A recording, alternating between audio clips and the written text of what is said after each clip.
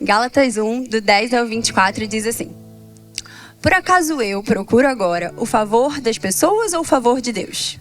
Ou procuro agradar as pessoas? Se ainda estivesse procurando agradar as pessoas, eu não seria servo de Cristo. Mas informo a vocês, irmãos, que o evangelho por mim anunciado não é mensagem humana. Porque eu não o recebi de ser humano algum, nem me foi ensinado, mas eu o recebi mediante a revelação de Jesus Cristo. Porque vocês ouviram qual foi no passado o meu modo de agir no judaísmo, como de forma violenta eu perseguia a igreja de Deus e procurava destruí-la. E na minha nação, quanto ao judaísmo, levava vantagem sobre muitos de minha idade, sendo extremamente zeloso das tradições dos meus pais.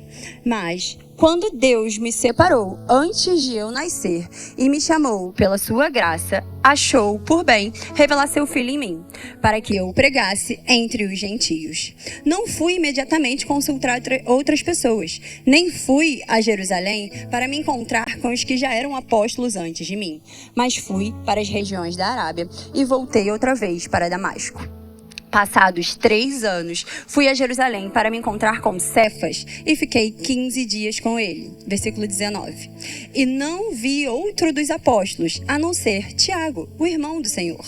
Ora, a respeito do que estou escrevendo a vocês, afirmo diante de Deus que não estou mentindo. Depois, fui para as regiões da Síria e da Cilícia, e eu não era conhecido pessoalmente pelas igrejas da Judéia que estão em Cristo.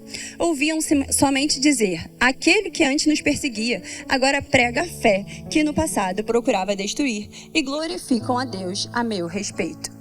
Para a gente entender aqui o que está acontecendo, né? O porquê que eu escolhi esse livro, porquê que a gente vai falar sobre esse texto, é importante a gente entender sobre quem está escrevendo e para quem está escrevendo. Por quê, né? Isso aqui é mais uma passagem que está numa das famosas cartas do apóstolo Paulo. E aí é importante a gente entender, então. Porque, por exemplo, ontem a gente teve o nosso Arraiá da Juventude, né? Do Wave. Nossa Juventude Wave. E aí, quando a gente tem um momento lá do Correio do Amor, algumas pessoas não revelam quem são. E pra gente entender melhor o que está sendo falado ali, a gente precisa entender quem são. Olha que bonito. Meu digníssimo marido, que trouxe aqui a água pra mim, ele escreveu pra mim assim: Mari é a melhor cantora que tem. Que lindo, né? Só faz sentido quem sabe quem tá escrevendo e pra quem tá escrevendo. Porque vai saber que ele não tá mentindo, porque ele concorda com isso. E a gente é tão conectado que eu escrevi pra ele que eu te amo tanto quanto eu canto. É lindo, né? Mas é lindo porque é uma verdade que eu acredito. E ele também. Mesmo que alguns não me valorizem, né? Não vou citar nomes, não. Brincadeiras à parte, quando a gente lê uma carta assim, ela só faz sentido, então, se a gente entende de quem tá indo e para quem tá indo. Qual o sentido que teria, por exemplo, eu escrever isso para alguém que não acredita na minha voz, não acredita no potencial? Nenhum, né? Então, esse texto aqui que nós lemos, a gente precisa entender que ele está sendo escrito por Paulo. Paulo, também conhecido como Saulo. E aí já começa uma pergunta. Por que 2 nomes? Porque não faz sentido, né? Hoje a gente não tem esse hábito de, a menos que a pessoa tenha um nome duplo, é claro, mas não era o caso dele. Mas isso aqui a gente vê em diversos momentos na Bíblia. Porque ele era conhecido como Paulo devido ao nome romano, e ele era conhecido como Saulo devido ao nome hebraico. Isso tem a ver com, primeiro, a descendência dele. Então, ele era descendente da tribo de Benjamim, lá de Israel. Ele era circuncidado. Então, ele seguia realmente, ele era efetivamente um hebreu. Por isso, ele tinha um nome hebraico. Porém, ele não nasceu lá em Israel. Ele nasceu numa província romana. Ele nasceu em Tarso, que ficava na Cilícia. Por isso que ele é conhecido tanto pelo nome romano quanto pelo nome hebreu. E é interessante também a gente entender que ao longo, né, da vida dele, ele foi preparado para seguir o judaísmo. E mais, ele foi preparado para ser um fariseu e ele assim se tornou. E para quem não se lembra, ou para quem não sabe, os fariseus, eles eram os defensores da lei. Eles defendiam a lei de tal forma ao ponto de dizer que ela tinha que ser seguida dessa forma sem nada mais. Por exemplo, vocês já devem ter ouvido falar do momento em que Jesus estava, né, ali perto do templo para poder o quê? Curar. E os fariseus chegaram para ele e falaram: no sábado, você vai fazer isso? Não pode. Jesus vai lá e exorta eles com seguido sentido, né? Ué, mas se cair uma ovelha, se acontecer algo com ela, vocês não vão ajudá-la? Por que não fazer isso para uma pessoa que é muito mais importante? Ou seja, Jesus demonstrou que a gente tem que valorizar mais a lei, mais as pessoas do que a lei. O contrário do que os fariseus faziam. Os fariseus estavam defendendo muito mais a lei. E por isso, a gente já começa a entender aqui quem era esse Saulo que defendia a lei muito mais do que as pessoas. Pelo contrário, ele perseguia as pessoas que ele achava que não seguiam essa lei. Ele perseguia aqueles que seguiam a Jesus, que ele perseguia de tal forma que ele era um dos mais hostis da época. Ele era um dos que eram mais violentos. E ele saía por aí, realmente procurando saber quem eram esses seguidores da nova seita, né? E Paulo conseguia isso, por quê? Porque ele conhecia muito bem essa lei. E vocês sabem que a lei, ela está na famosa Torá, que são os nossos 5 primeiros livros. Para me ajudarem a relaxar mais, me diga aí. Primeiro eu vou falar Gênesis, depois, qual é o segundo? Muito bem, Êxodo, Levítico e o último? Muito bem, Gênesis, Êxodo, Levítico, Números e Deuteronômio. Esses 5 primeiros livros, nosso Pentateuco, esses eram então os livros seguidos por Paulo. E por esse povo, então, que buscava seguir literalmente o que estava escrito ali. Só que quando ele seguia o que estava escrito ali, gente, ele realmente achava que estava fazendo certo. Ele achava que essa era a forma de agradar a Deus. Ele achava que ele precisava proteger essa lei. Até que um belo dia, justamente ele andando até Damasco para poder literalmente pegar aqueles que estavam seguindo essa fé, pegar os apóstolos, arrumar uma forma de acabar com qualquer possibilidade deles continuarem defendendo e falando sobre Jesus, ele teve um encontro com esse Jesus. Jesus se revelou para ele de tal forma que ele jamais pôde ser o mesmo. Quando Paulo teve esse encontro no caminho de Damasco com Jesus, ele mudou completamente o jeito dele de ser. Ele mudou completamente a identidade, o caráter.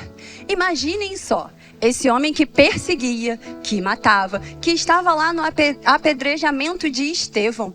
Foi ele que escreveu, depois de encontrar Jesus, 1 Coríntios 13, o famoso texto do amor, que tudo sofre, tudo crê. Que amor é esse? Então, essa transformação que aconteceu na vida do Paulo só aconteceu por conta de Jesus. E ele encontrou Jesus de tal forma que ele mudou, inclusive, a sua missão. Antes, qual era a missão dele? Perseguir a igreja, matar aqueles que falavam dessa fé. Não era isso que ele fazia? Mas agora não. Agora ele defendia essa fé. Ele defendia essa fé de tal forma que ele passou de perseguidor para ser o quê? Perseguido. Ele foi preso por essa fé.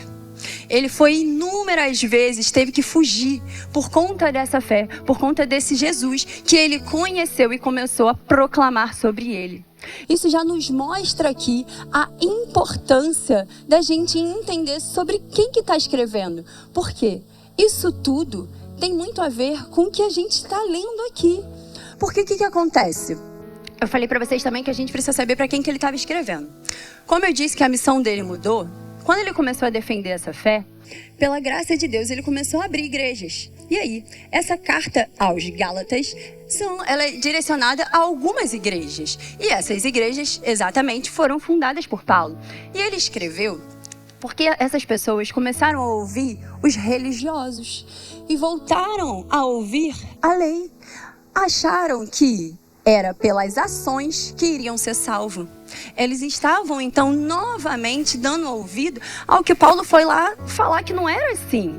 E mais, essas pessoas também estavam ouvindo que ele não era um apóstolo de verdade. Como ele era um apóstolo se ele não foi um dos 12? Como ele era um apóstolo se ele perseguiu a igreja? Então é aí que nós estamos, quando ele está escrevendo nesse momento para se defender. Porque se o apostolado dele fosse colocado à prova, se fosse falso, tudo que ele estava falando também era falso. Então ele precisava falar, isso aqui que eu aprendi com o próprio Jesus. Isso aqui não foram homens que me ensinaram, que me deram, foi o próprio Jesus que revelou a mim. Foi o próprio Jesus que me mostrou quem ele é.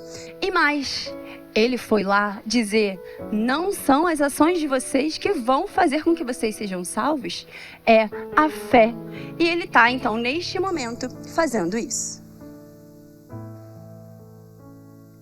E eu queria que a gente agora, entrando mais profundo no texto, pensasse o seguinte. Tá bom, Mariana, eu entendi quem está escrevendo, para quem e por quê. Mas por que isso para hoje? Por que isso para agora? Porque pensem comigo.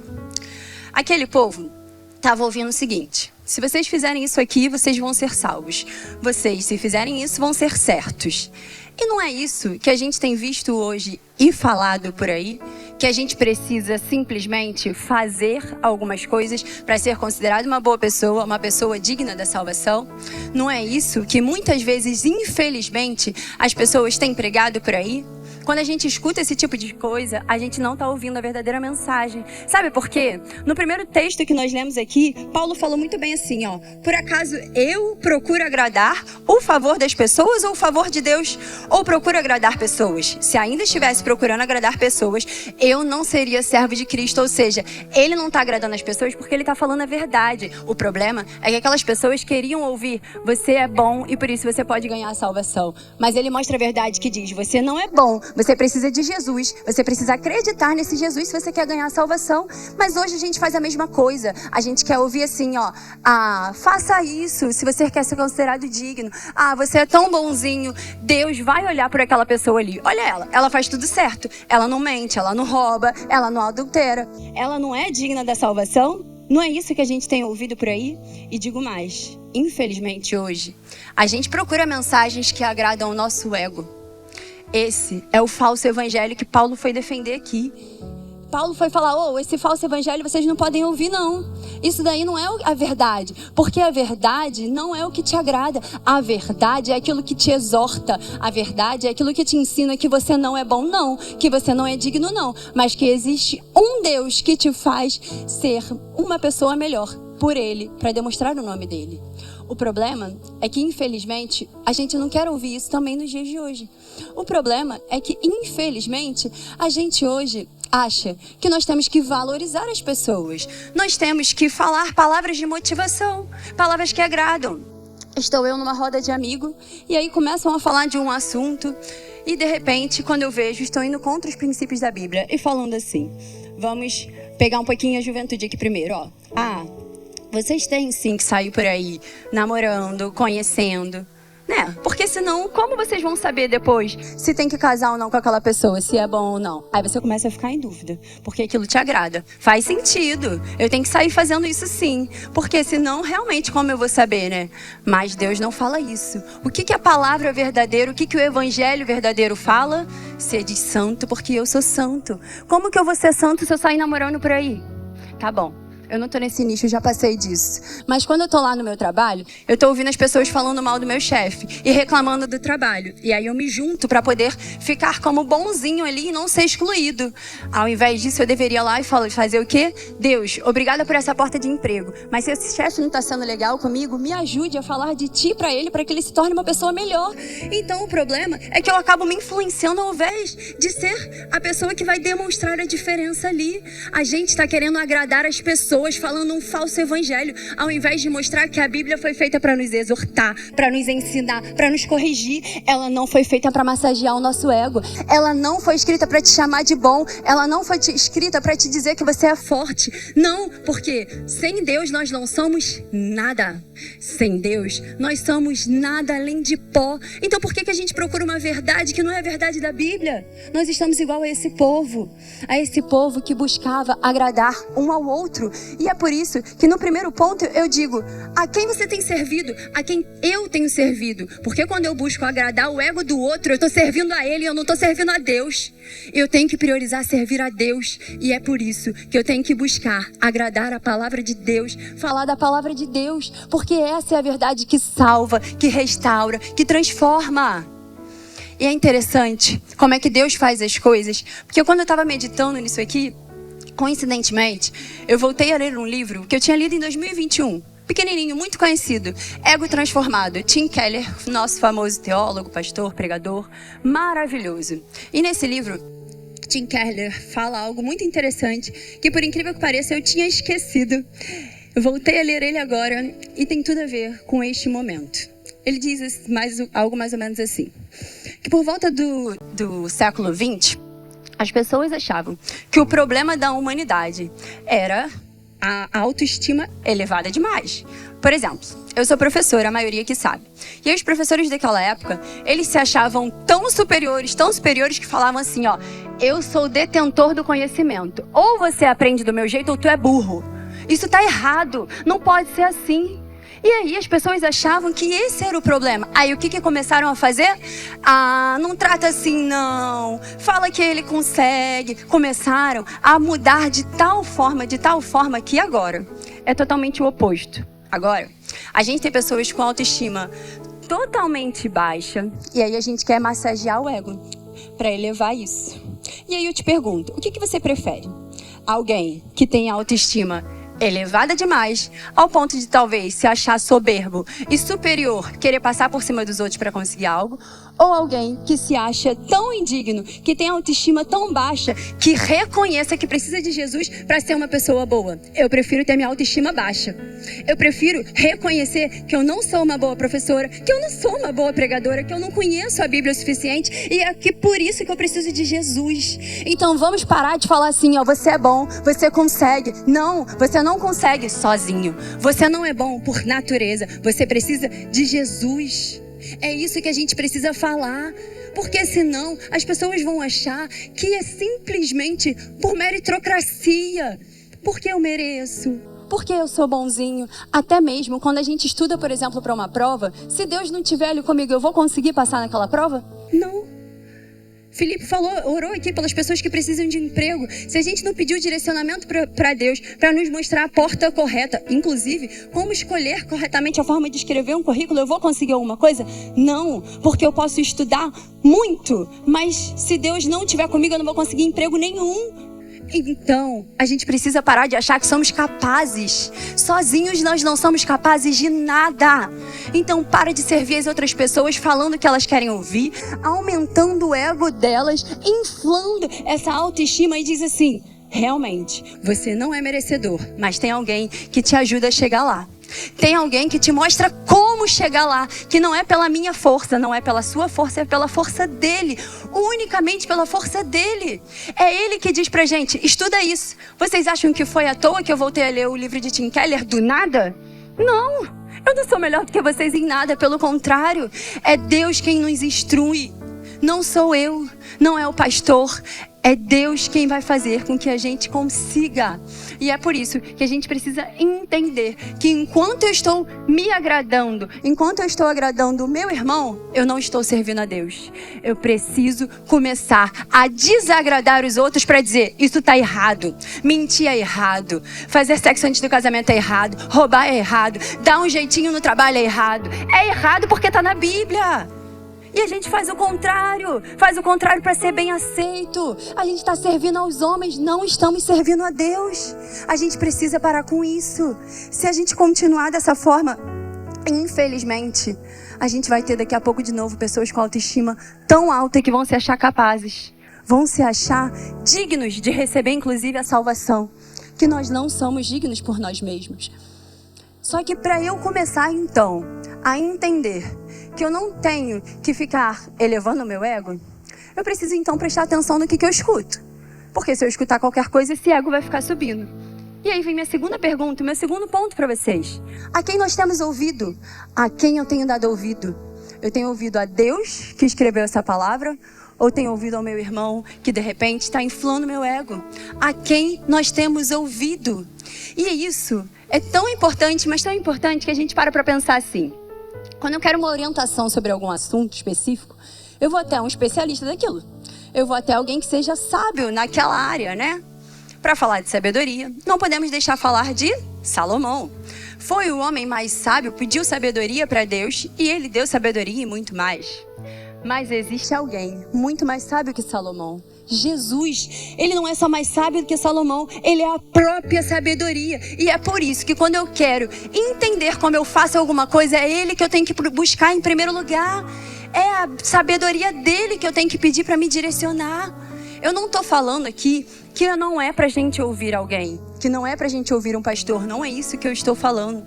Até porque, nesse texto que nós lemos, nós vemos um momento em que Paulo, ele vai até a Arábia, acredita-se que seja que justamente para falar com Jesus, antes de falar com os discípulos, antes de falar com Pedro, antes de falar com Tiago, ele foi até Jesus. Então tem um momento certo para todas as coisas. Procura Deus primeiro, procura saber, inclusive, quem ele quer que você converse depois, porque você não pode sair conversando com qualquer um, ou as pessoas vão te dar a orientação errada. A gente precisa pedir para Deus, inclusive nos mostrar, sabe o quê? A quem eu procuro quando eu preciso de uma ajuda específica. Porque se eu for a pessoa errada, aquilo pode me fazer mal ao tal ponto de me afastar de Deus. Esse assunto é tão importante que Deus me trouxe à memória algo que tem acontecido na minha vida.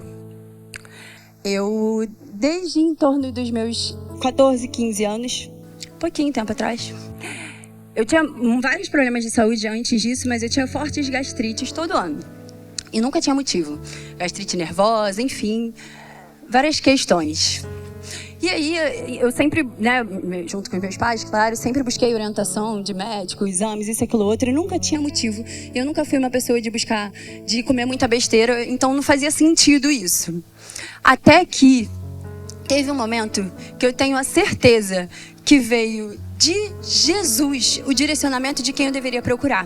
Foi num retiro, conversando com os amigos, entendendo um pouco mais do que estava acontecendo ali comigo, que Jesus me direcionou, sabe por quê? Para o médico correto. De repente, Jesus não quer te curar de uma forma milagrosa de você acordar pronto, mas Ele quer te curar te levando para o médico certo, para você se cuidar, a tal ponto que hoje, em torno de 17 anos depois, pela primeira vez, eu abro a minha endoscopia e vejo normal, porque eu sei o que eu tenho, eu sei como eu me cuido. Então vale a pena eu abrir mão dos meus prazeres de comer aquilo que faz bem para minha carne, mas não faz bem para minha saúde. Isso só é possível porque Deus me direcionou para o caminho correto. Então pede para Ele para te mostrar em qual médico que eu vou, que ajuda que eu procuro.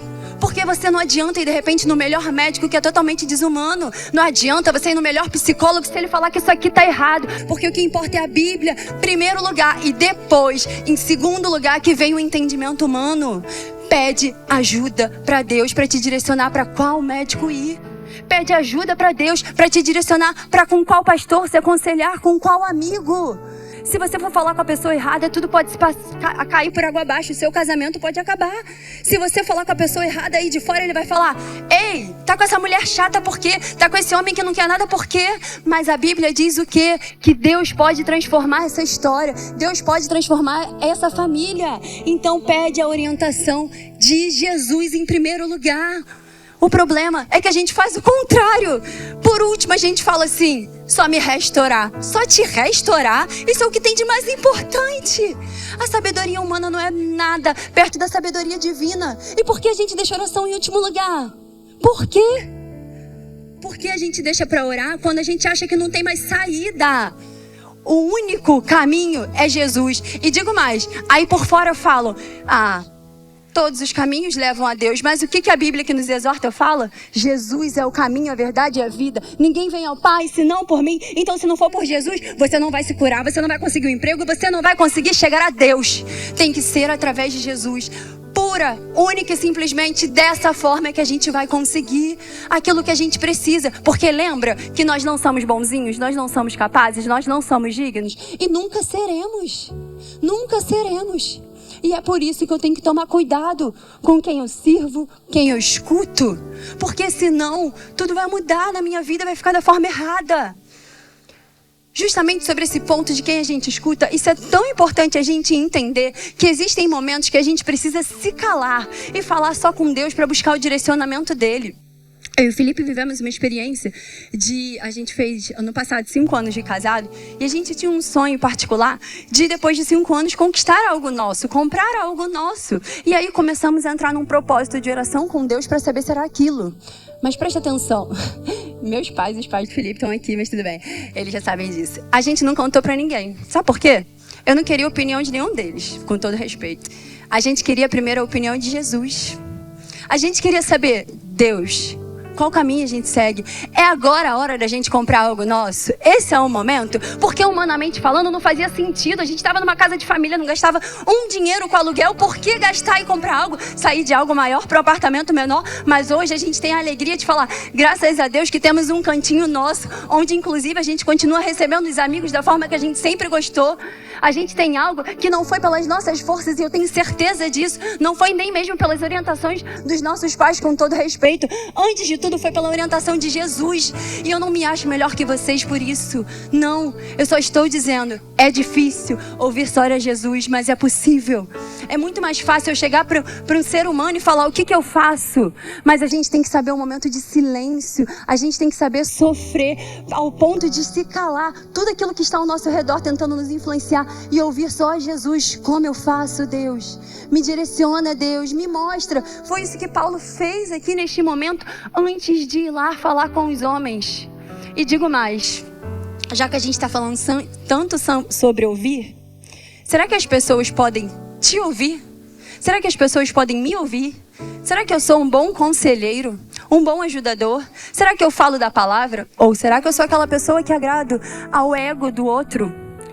Será que os outros vêm me procurar só para falar besteira? Só para falar pornografia? Só para mostrar uma forma de dar um jeitinho brasileiro nas coisas? Ou que as pessoas vêm me procurar para ouvir as verdades da Escritura? Para que as pessoas têm te procurado? Para fofoca? Para mentira? Para falar mal de alguém? Ou para debater o que está na palavra? Para que elas estão te procurando? Se estão te procurando só para falar do que não presta, tem algo errado com a sua vida.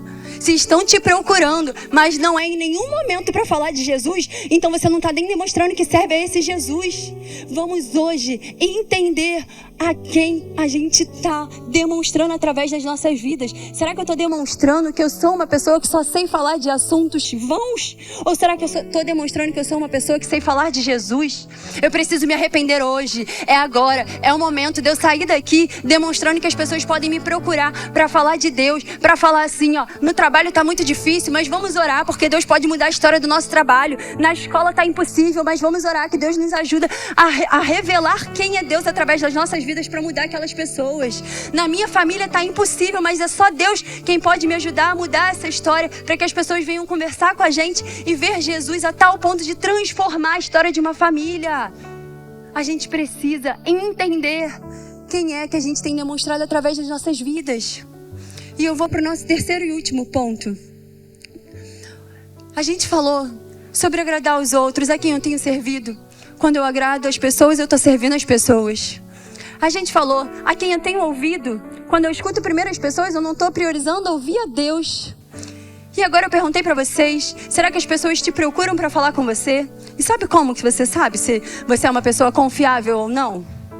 A gente se torna uma pessoa confiável para ouvirem, para falarem com a gente sobre algo de importância, quando no meu dia a dia glorifico a Deus. E no terceiro ponto eu pergunto assim, a quem a sua vida tem glorificado? A você mesmo ou a Deus? A quem o meu dia a dia eu tenho glorificado? A Mariana ou a Deus? A minha vida está demonstrando o quê? Sabe por quê? Quando eu contei para vocês aqui quem era esse escritor, a gente viu que num determinado momento ele era um perseguidor. Naquele momento, ele estava demonstrando, glorificando com a vida dele a lei. Estava demonstrando que era importante ser fariseu. Mas agora, quando ele está escrevendo isso daqui, ele está demonstrando com a vida dele a glória de Deus. Os dois últimos versículos dizem assim, ó, 23 e 24. Ouviam somente dizer, aqueles que antes nos perseguiam, agora prega a fé que no passado procurava destruir e glorificam a Deus ao meu respeito. Presta atenção o que está acontecendo aqui. Algumas pessoas não conheciam Paulo, mas elas escutavam falar que antes ele perseguia e que agora ele é uma pessoa de tal forma que glorificam a Deus quando olham para ele. Olha a transformação que aconteceu aqui na vida do Paulo. Olha o que Jesus fez na vida do Paulo. E você acha que ele não pode fazer isso com você? E você acha que através da sua vida o nome de Deus não pode começar a ser glorificado? Se ele teve misericórdia de Paulo, se ele teve misericórdia de mim que estou aqui, por que ele não vai ter misericórdia de você? Deus quer transformar a nossa vida, a nossa história, a tal ponto que a gente começa a glorificar o nome dele no nosso dia a dia. E digo mais, a gente lê aqui no texto em um momento que Paulo voltou lá para a Cilícia. Por quê? Era de lá que ele veio, foi lá que ele nasceu. É lá que eles sabiam que ele era uma pessoa antes ruim. Então sabe o seguinte, quando você sair daqui entendendo o que você tem feito de errado e o que precisa ser transformado, você precisa voltar para sua casa, para aqueles que te viram crescendo da forma errada e demonstrar que Jesus pode transformar a sua história.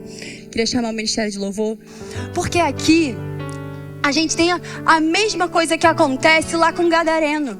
Quando Jesus liberta ele, o que Jesus fala? Volta para a tua casa e fala o que você viu, o que aconteceu com a sua vida.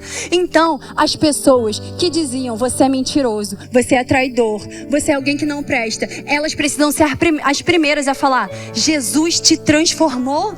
Jesus fez você se tornar uma pessoa boa. Jesus fez com que você não minta mais, que você não dê o jeitinho brasileiro mais, com que você seja fiel a uma pessoa só, que você valorize o trabalho, a porta de emprego que dele te deu. Jesus te transformou e é por isso que eu glorifico esse nome. As pessoas que mais te conhecem, que te viram crescendo, precisam ver essa mudança na sua vida. Deixe que as pessoas vejam isso, não tenha vergonha. Não tenha vergonha de demonstrar o quanto você tem mudado. Não tenha vergonha de demonstrar que você era uma péssima pessoa sim, mas que agora, pela graça e misericórdia de Deus, você tem sido cada dia melhor. Porque nós estamos num processo de santificação e é por isso que todos os dias nós estamos melhorando, até o momento que teremos o corpo glorificado. Mas para isso, a gente precisa começar a melhorar hoje. Se não começar de hoje, o que vai adiantar? Quando as pessoas te olharem, o nome de Deus não vai estar sendo exaltado. O nome de Deus não vai estar sendo glorificado. E é isso que você quer? Que as pessoas te olhem e não vejam a Deus, que vejam só você? Eu não quero que vocês me vejam aqui, não. Eu quero que vocês vejam a Deus através da minha vida, porque Ele é muito mais importante que eu. Eu não sou nada. E é isso que eu preciso que vocês saiam daqui entendendo. Sabe por quê? Paulo, naquela época, enquanto ele perseguia, todos consideravam ele o quê? Uma maldição. Por onde ele passava, só de ouvir falar o nome dele, o que as pessoas faziam? Se tremiam. Ninguém queria estar perto dele. E agora ele se transformou o quê? Em bênção. Jesus, ele não só pode transformar maldição em bênção, como ele se transformou em maldito no madeiro para você ter a oportunidade de ganhar a salvação. Muito maior do que Paulo é esse Jesus que cumpriu o que estava escrito lá. Maldito aquele que morreu no madeiro. E quem foi que morreu no madeiro por mim e por você? Foi ele. Ele se fez maldito por nós. Se ele se fez maldito por mim, por que eu não vou demonstrar que eu tenho mudado? Por que eu não vou demonstrar que eu não acho mais certo fazer esse tipo de coisa? Porque eu não vou demonstrar que eu não quero mais esse tipo de conversa? Porque eu não vou demonstrar o que está escrito aqui na Bíblia? Se ele demonstrou que não tinha pecado, mas sofreu, morreu como maldito por mim, quem sou eu? Eu não sou ninguém. Desse Jesus que está aqui hoje, ele está aqui hoje para fazer muito mais do que a gente pode pedir ou pensar. Ele está aqui hoje para que a gente consiga servir Ele, sim. Ele está aqui hoje para que a gente consiga ouvir Ele, sim. Mas mais do que isso, Ele está aqui hoje para que a gente seja transformado por Ele. Mas não existe transformação sem arrependimento.